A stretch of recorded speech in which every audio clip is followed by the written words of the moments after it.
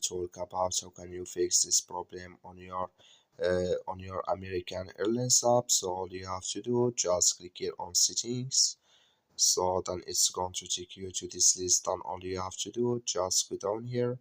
Then you click here on apps. Then you come to apps list here. And here can you looking for American Airlines. Then you click on it, or just click here on search. Then here add American Airlines. Then you click on it.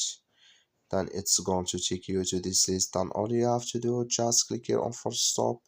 Then you click here on OK. So then you go down, click here on storage, come to storage list here, just click here on clear cache. Then all you have to do, so you just go to your Play Store. So you click here on Play Store here, then you search for American Airlines. It's going to show for you like this. You will find here update, click on it, and it's going to work with you. That's all you have to do. Thank you for watching. Don't forget to support us by liking and subscribe.